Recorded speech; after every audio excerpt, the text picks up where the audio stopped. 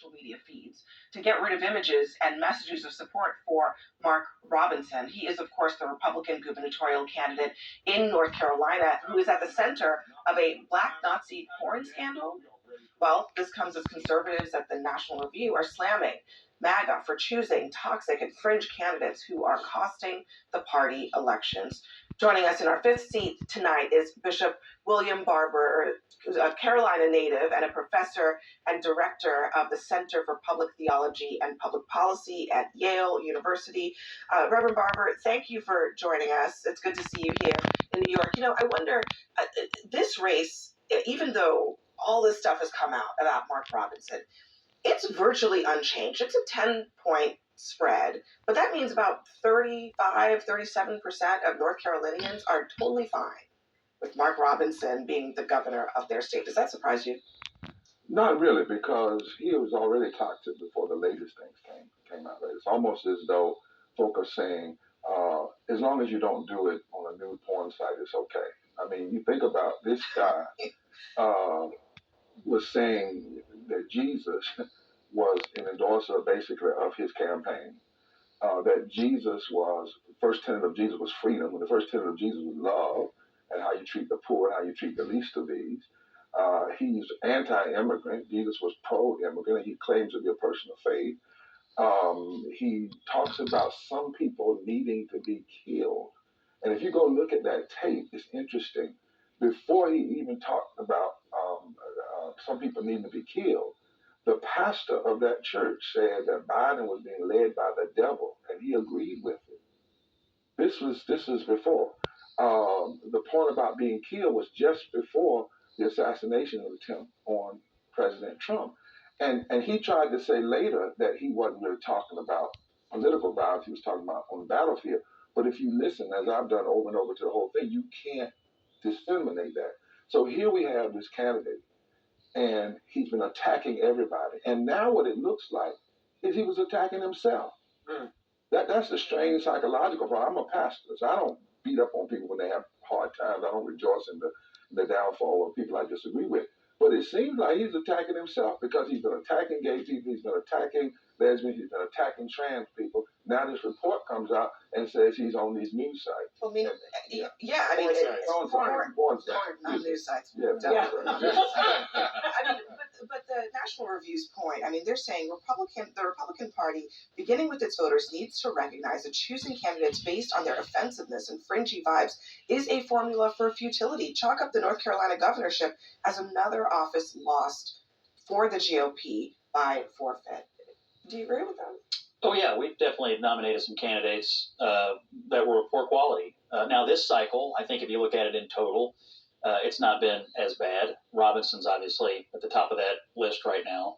But if you go back to the last cycle in the Senate races, we left some races on the table because of candidate quality.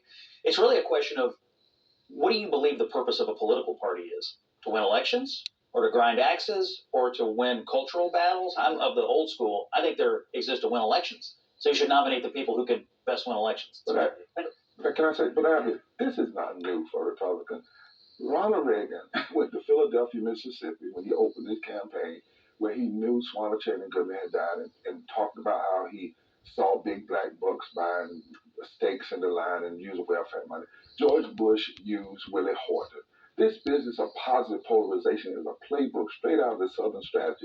It was built by Kevin Phillips, was built because when Republicans decided with Richard Nixon, they didn't want to go with Wallace, but they wanted to go with a candidate that could divide the country. They said their way of working was to positively and intentionally pit people against one another. This is an old playbook. It's been used a lot. It's been used a lot. And what does it do? When you do this, then guess what you don't deal with? The issues. The fact that there are 4 million poor and low-wealth people in North Carolina. You're not talking about that.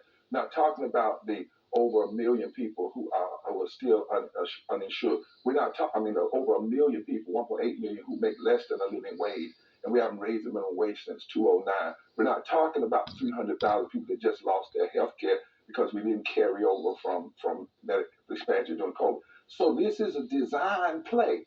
It's a design play to put these issues out there. Hope you can pit enough people against each other, particularly in the South, and then win by not having to deal with the real I mean, issue. we are talking about North Carolina as a battleground state because, according to a lot of the recent polling, it's within the margin of error, meaning Harris and Trump are right there neck and neck.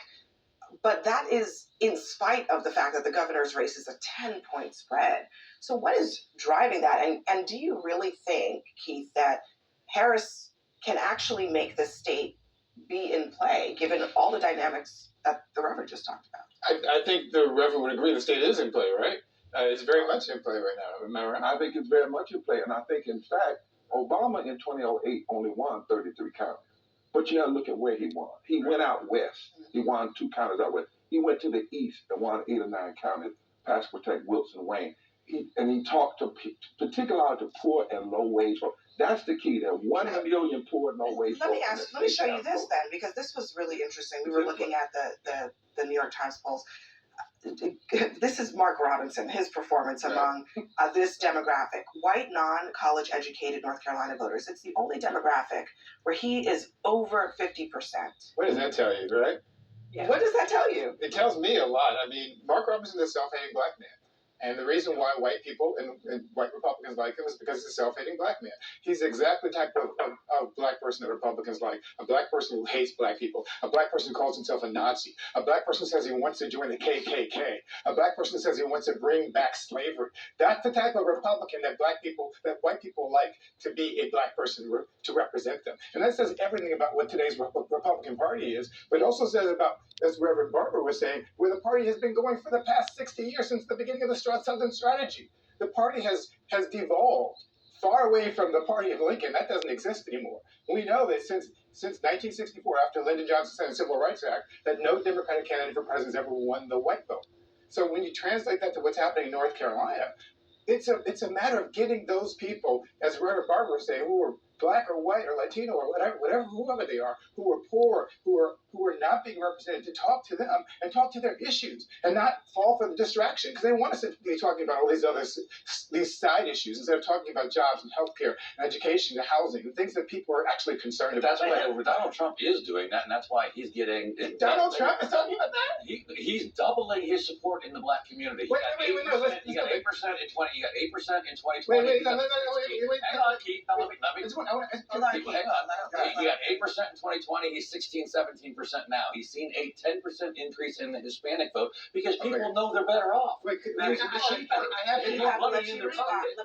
respond, and then you'll get in here. Yeah. First, I just had to go back to the point you said that Donald Trump is actually talking about the issues. Donald Trump is actually talking about Haitian immigrants eating cats and dogs. That's what your guy is talking about. Your guy is talking about Haitian immigrants eating cats and dogs. Talking about Kamala Harris's laugh and her last name and how she just turned black. Donald Trump is doing everything he can to distract the campaign to focus on these side issues instead of focusing on jobs. What is his plan for inflation? What is his plan for healthcare? He has concepts of a plan. That's not talking about this issue. Couple of things.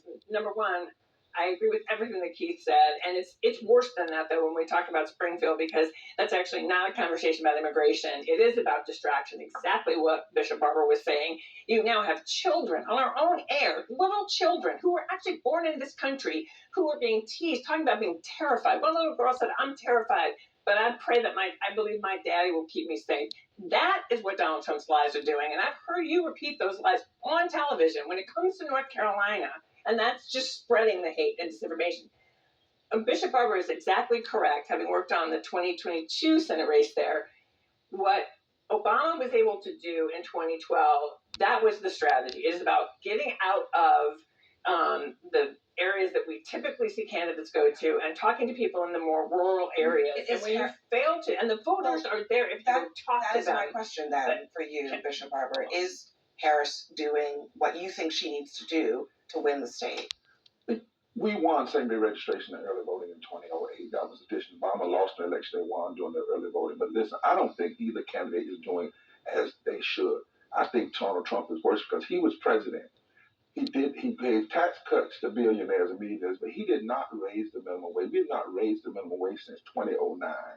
In fact, one of the tragedies was when 8 Democrats joined all the Republicans in the Senate to block raising the minimum wage for 50 million people, which would have pumped $330-some billion into the economy. In North Carolina, you have 1.8 million poor and low wage voters. You have over 1 million voters that didn't vote last time who are poor and low wage. Trump only won by 74,000 votes in every battleground state. Poor and low wage voters now make up 35 to 43% of the electorate. There's not a state that's a battleground that if 10 to 12% of poor and low wage voters were to vote, that they would not change the outcome of the election. But what the campaigns have to understand, you have to talk to them. You have to say, if you elect me, your wages are going to go up. You're not going to have these low wages, and you're going to have health care, and you're going to have education, and that's where we should be. And you have to go outside in North Carolina of the I-40 corridor, Charlotte, Winston-Salem, Greensboro, Raleigh, and go to the west, and Jackson County, and Buncombe County, and go to the east. And Trump has not been doing that, and I don't think any of the candidates have done it the way they should. Middle class is fine, but you got to talk about poor and low wage voters. Yeah, I think poor and low wage working class voters also, I mean, the issue you're conveniently leaving out of this conversation is they've been crushed by inflation for the last 3.5 years. And I don't think it's as simple as what you laid out, Keith, about race. I think they're looking at their overall situation and saying, 4 years ago, 8 years ago, whatever, I felt like I was at least had a fighing chance. And today, after being crushed, I'm in a hole so deep, I don't know how to get out. I do think they're looking for someone to blame, or to at least say, why did these policies get enacted upon me? I'm the one who's feeling it the First of most. all, there are 140 million poor and low wage folks. The majority of them are white. 66 million of them are white. Only 26 million are black. Secondly, Trump inherited a good economy and blew it with his massive tax cuts that have only driven up the debt. The inflation came out of price gouging. It came out of a pandemic. That has absolutely nothing to do with the fact that we haven't raised the minimum wage since 2009. San Francisco Fed said Three Nobel Peace Prize economists said if you raise it, it will not hurt jobs. It will, in fact, build the economy. We've got a lot more to discuss. Everybody, hang on.